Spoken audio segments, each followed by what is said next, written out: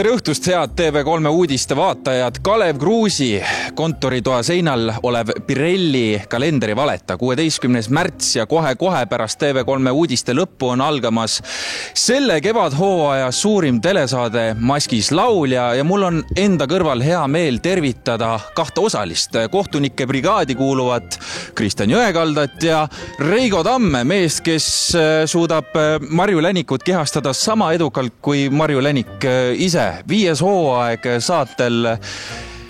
Oled sa olnud ise tihe vaataja ja kui kiiresti see jaht tuli, kui sind siia kutsuti?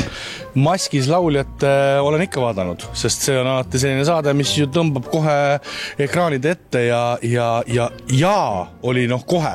Selles ma võin isegi öelda, et kui ma näosaate võitsin, ma juba hakkasin ootama, et millal see kutse tuleb. Ma aimasin, et see kutse tuleb ja tuligi. Ja tuligi. Tänu kellele? Kaupo Karelsonile ma tahan öelda. Suurepärane produtsent, nii et tänu talle me kõik siin olemegi. Ja mina tahan ka Kaupot tänada, et ta kutsus ja oli kohe olemas. Ja ka järgmistele projektidele ütlen juba ette ära. Nii, Kristjan, sina tõmbasid show juba enda peale ennetavalt ära. Uus hooaeg, sina aga vana nägu, mida nüüd on oodata? Tänan, nii hästi pole ammu enam öeldud. Oodata on kõike, mida ei ole eelnevates osades nähtud, nüüd alles nägema hakata. No kui Reigo on paadis, siis ei jää kivi peale ka, nii et seekord me suudame need maskid maha rebida esimese saate lõpuks kõik. Ja kui need ka, kes lavale ei tule, me lähme sinna järgi Krimmi ruumi ja teeme seal puhta töö. Viimane küsimus, Reigo, sulle.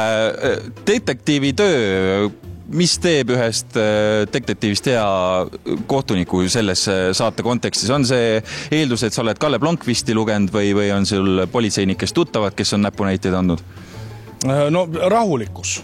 Peab jääma rahulikuks, ei tohi kuidagi ärrituda, kui esimesed pakkumised lähevad valesti. Ma täna võtsin ka endale eesmärgiks, et see on täiesti okei, kui ma täna ei paku mitte ühtegi õigesti ära. Ei, sõber, ei. Esimeses saates kõik silmad sinu peal.